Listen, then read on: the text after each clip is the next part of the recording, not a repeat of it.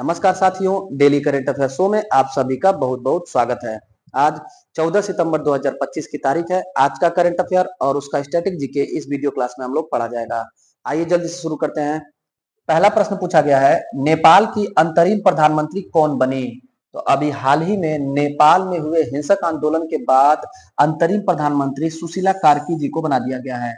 सुशीला कार्की जी अंतरिम प्रधानमंत्री बन गई हैं, लेकिन अभी 6 माह के भीतर वहां पर संसदीय चुनाव होगा और फिर से प्रधानमंत्री बनेंगे। अंतरिम प्रधानमंत्री उसे कहते हैं जब तक चुनाव के बाद प्रधानमंत्री नहीं नियुक्त होते हैं तब तक अंतरिम प्रधानमंत्री या कह सकते हैं कार्यवाहक प्रधानमंत्री के रूप में कार्य किया जाएगा। इनके बारे में कुछ और बात याद रखिएगा। सुशीला कार्की जी बनारस हिंदू विश्वविद्यालय से पढ़ी हैं, अपने उत्तर प्रदेश के बनारस हिंदू विश्वविद्यालय से पढ़ी हैं। सुशीला कार्की जी नेपाल की पहली महिला मुख्य न्यायाधीश थी। नेपाल की पहली महिला फर्स्ट वुमेन चीफ जस्टिस थी। पहली महिला महिला मुख्य न्यायाधीश भी थी। 2016 में बनी थी। 2016 में यह चीफ जस्टिस नेपाल की बनी थी। अभी जो है यह नेपाल की पहली महिला प्रधानमंत्री भी हो गए साथियों। अगर आपसे पूछे नेपाल की पहली महिला प्रधानमंत्री नेपाल की कौन बनी, तो सुशीला कार्की जी बनी है। नेपाल में हिंसक घटना, नेपाल में इतना बड़ा आंदोलन क्यों हुआ था? तो साथियों ध्यान दीजिएगा, इसमें एक जेन जेड चर्चा में आ रहा था। जेन जेड यह एक संगठन समझ लीजिए, यह एक मूवमेंट या कैंपेन था जेन जेड, जिसमें 1997 से लेकर के सन 2012 तक के बीच में जन्मे युवाओं का एक संगठन जेन जेड बना था। इन लोगों ने नेपाल में करप्शन, भ्रष्टाचार और वहां के नेताओं के विरुद्ध भ्रष्टाचार और वहां के नेताओं के विरुद्ध आंदोलन किया था। हिंसक आंदोलन शुरू में नहीं था साथियों, ये शुरू में शांतिपूर्ण ढंग से चल रहा था आंदोलन, लेकिन वहां की पुलिस ने संसदीय आदेश के बाद नेपाल की युवाओं पर डायरेक्ट उनके सिर पर गोली मारी, जिसके बाद से वहां के लोग और उग्र हो गए। और उग्र होने के बाद जहां पुलिस प्रशासन या सरकार या संसदीय जो भी चीजें मिल रही थी, उन्होंने उसको हिंसा के शिकार में ले लिया। हिंसा का सहारा उन लोग को लेना पड़ा। पुलिस ने जब गोलीबारी की, जैसे हम लोग के भारत में भी साथियों 13 अप्रैल 1919 को जलियांवाला बाग हत्याकांड हुआ था, सेम उसी पैटर्न पर यहाँ पर नेपाल में भी एक हिंसक घटना होती है, जिसके बाद वहां के नेपाल के आम आदमी, वहां के लोग इस आंदोलन में भाग ले लेते हैं और ये आंदोलन सफल होता है। सेना अपने हाथ में शासन ले लेती है। नया अंतरिम प्रधानमंत्री सुशीला कार्की जी को नियुक्त कर दिया जाता है। दूसरा प्रश्न पूछा गया है, प्रधानमंत्री मोदी ने अंडमान निकोबार द्वीप समूह के किस द्वीप का रूपांतरण करने की योजना की शुरुआत की? उत्तर होगा ग्रेट निकोबार। ग्रेट निकोबार द्वीप पर 72,000 करोड़ रुपए से यहाँ बुनियादी ढांचा डेवलप किया जाएगा। ग्रेट निकोबार द्वीप यह अंडमान निकोबार द्वीप समूह का सबसे दक्षिणी द्वीप है।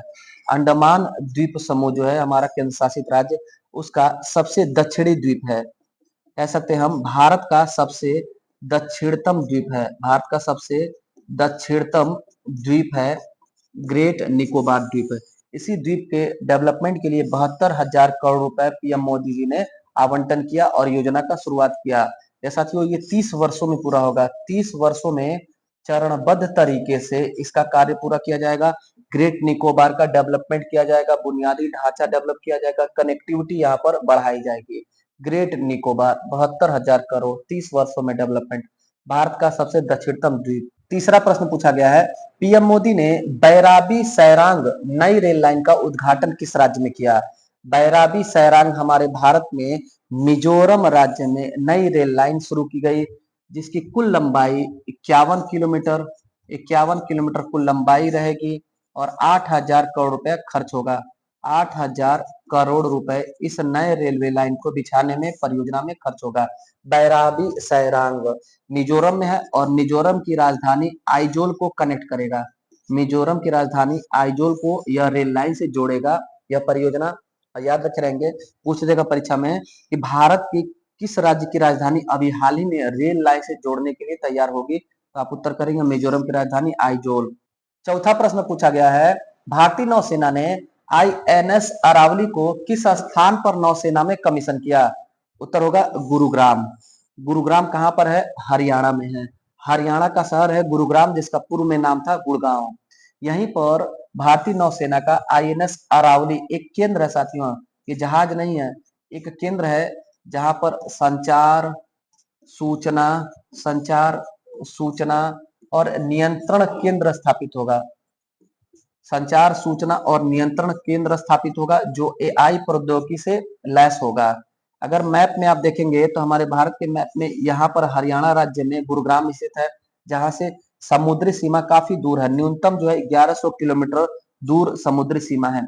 यहाँ से गुरुग्राम से कंट्रोल किया जाएगा आईएनएस अरावली सेंटर से नौसेना को, जिससे हम विदेशी यानी कि दुनिया के अन्य देशों का अगर पनडुब्बी है, जहाज है, हमारे समुद्री सीमा के आसपास आ रहा है तो उस पर निगरानी रखा जाएगा।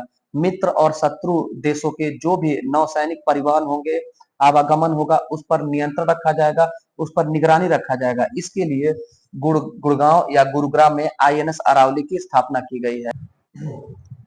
पांचवा प्रश्न पूछा गया है, भारत ने फिलिस्तीन के 2 राज्य समाधान पर संयुक्त राष्ट्र महासभा के प्रस्ताव का समर्थन किस घोषणा के तहत किया? मोस्ट इंपॉर्टेंट प्रश्न है साथियों, ध्यान रख रहिएगा, पूरे दुनिया का वैश्विक दृष्टि से भी इंपॉर्टेंट है।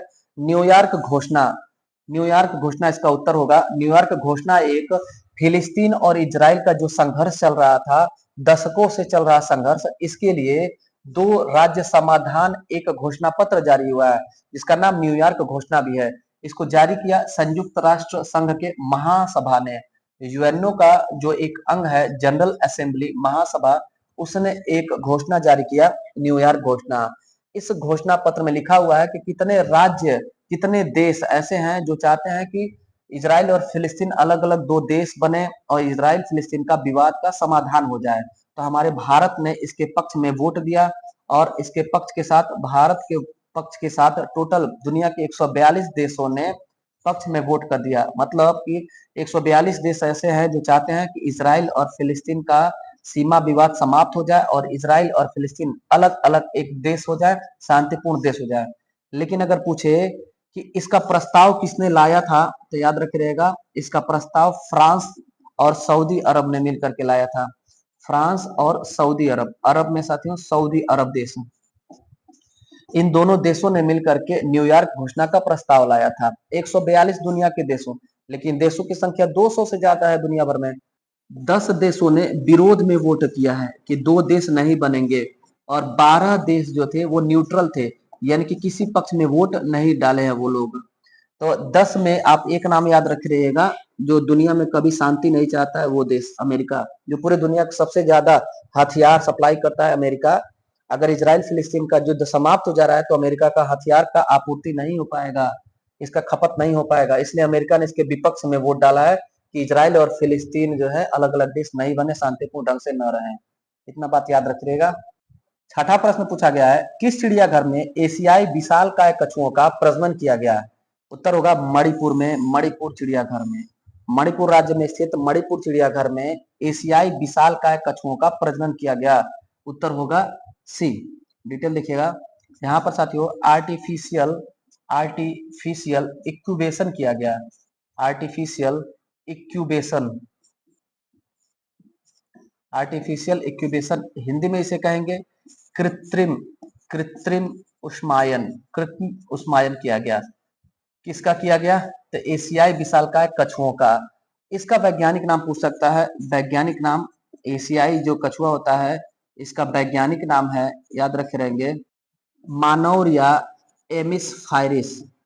मानौरिया एमिस, मानौरिया एमिस फायरिस, यह वैज्ञानिक नाम है इस एशियाई विशालकाय कछुओं का। आर्टिफिशियल इक्यूबेशन इसका किया गया, कृत्रिम उष्मायन किया गया हमारे भारत के मणिपुर चिड़ियाघर में। सातवां प्रश्न पूछा गया है, 23 सितंबर 2025 को 10वां आयुर्वेद दिवस किस स्थान पर मनाया जाएगा? उत्तर होगा गोवा में। गोवा में 10वां आयुर्वेद दिवस मनाया जाएगा। कब? तो 23 सितंबर को। 23 सितंबर को फिक्स डेट पर साथियों, ये पहली बार मनाया जा रहा है, याद रखिएगा, पहली बार यह नियत तिथि पर मनाया जाएगा।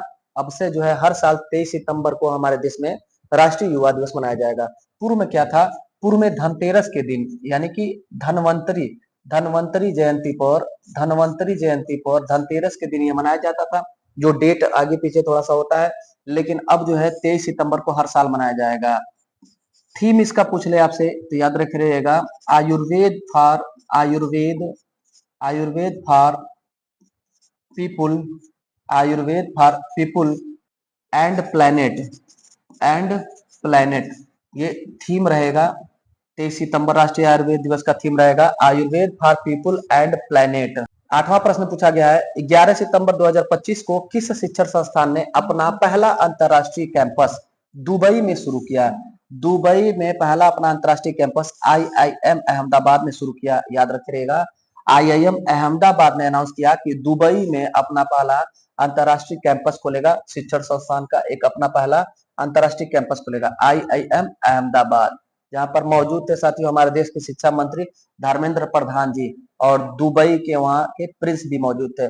इन्हीं दोनों की अध्यक्षता में वहां पर यह समझौता हुआ कि आईआईएम अहमदाबाद दुबई में अपना पहला अंतरराष्ट्रीय कैंपस स्थापित करेगा। 9वां प्रश्न पूछा गया है, भारत ने आभूषण व्यापार को बढ़ावा देने के लिए जेद्दा में किस कार्यक्रम का शुभारंभ किया? जेद्दा में, सऊदी अरब के शहर जेद्दा में अभी हाल ही में सैजेक्स कार्यक्रम का आयोजन हुआ। याद रखिएगा, सैजेक्स कहाँ हुआ? सऊदी अरब के जेद्दा में। क्या है? यह आभूषण व्यापार को बढ़ावा देने के लिए एक सम्मेलन है, भारत ने आयोजित किया आभूषण व्यापार को बढ़ावा देने के लिए सऊदी अरब के जेद्दा में एक कार्यक्रम।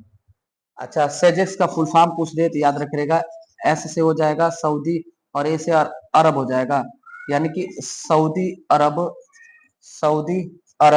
और जे से ज्वेलरी हो जाएगा, ज्वेलरी, और ई एक्स से हो जाएगा एग्जीबिशन, एग्जीबिशन। फिर से इसको रिपीट करते हैं, सऊदी अरब ज्वेलरी एग्जीबिशन, सऊदी अरब ज्वेलरी एग्जीबिशन जेद्दा सऊदी अरब में होगा। भारत का आभूषण व्यापार को बढ़ावा देने के लिए एक कार्यक्रम है।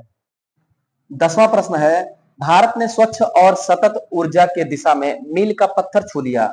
वर्तमान में भारत का गैर जीवाश्म ईंधन बिजली क्षमता कितना पहुंच गया? उत्तर याद रखिएगा, 250 गीगावाट।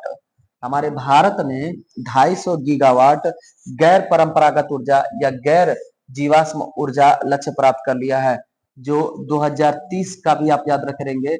2030 का टारगेट है 500 गीगावाट, 500 गीगावाट गैर जीवाश्म ईंधन उत्पादन लक्ष्य हमारे भारत में 2030 तक है, जिसमें 2025 सितंबर 2025 तक भारत ने 250 गीगावाट बिजली उत्पादन कर दिया। गैर जीवाश्म ईंधन है साथियों, इसमें पवन ऊर्जा होता है, पवन ऊर्जा, इसके अलावा सौर ऊर्जा होता है, सौर ऊर्जा होता है, जल विद्युत ऊर्जा होता है, जल विद्युत ऊर्जा होता है, बायोमास ऊर्जा होता है, बायोमास ऊर्जा होता है। इन्हीं को कहा जाता है गैर जीवाश्म, जिसमें पेट्रोल, डीजल, कोयला ये सब जल करके न बिजली पैदा हो, उसे गैर जीवाश्म ईंधन कहते हैं। 250 गीगावाट बिजली उत्पादन लक्ष्य प्राप्त हुआ है। टारगेट है 2030 तक 500 गीगावाट का, गीगावाट है साथियों। दूसरी बात, इसकी जानकारी कहाँ दी गई? याद रखिएगा, नई दिल्ली में नवीकरणीय ऊर्जा मंत्रालय का एक समीक्षा बैठक था, जिसके मंत्री हैं प्रहलाद जोशी जी। प्रहलाद जोशी जी नवीकरणीय ऊर्जा मंत्री हैं। इन्होंने इस बात की जानकारी नई दिल्ली में दी कि 250 गीगावाट बिजली उत्पादन लक्ष्य प्राप्त हो चुका है गैर जीवाश्म ईंधन के क्षेत्र में। 11वां और अंतिम प्रश्न है, अखिल भारतीय थल सैनिक शिविर 2025 का आयोजन कहाँ किया गया? उत्तर होगा दिल्ली में। दिल्ली में भी दिल्ली कैंट में, याद रखेंगे, दिल्ली कैंट में अखिल भारतीय थल सैनिक शिविर 2025 का आयोजन हुआ। सम्मेलन वाला प्रश्न है साथियों। इसमें हमारे भारत के एनसीसी कैडेट्स जो होते हैं, एनसीसी कैडेट्स 1547 एनसीसी कैडेट्स ने भी इसमें भाग लिया, प्रतिभाग किया था। अखिल भारतीय थल सैनिक शिविर 2025 में भारत के कितने एनसीसी कैडेट्स ने भाग लिया? 1547। कहां पर भाग लिया? दिल्ली कैंट में। तो साथियों, ये था आज का 11 महत्वपूर्ण करंट अफेयर। कैसा लगा आज का क्लास? फीडबैक जरूर दीजिएगा। जो साथी पहली बार चैनल पर विजिट कर रहे हैं उन सभी का तहे दिल से स्वागत है। चैनल से जुड़ जाइए, चैनल को सब्सक्राइब कर लीजिए। चैनल पर जीएस, करंट अफेयर और हिंदी का वीडियो अपलोड है, आप उसे पढ़िए, ज्ञान बढ़ाइए। मिलते हैं फिर अगली क्लास में, तब तक के लिए धन्यवाद।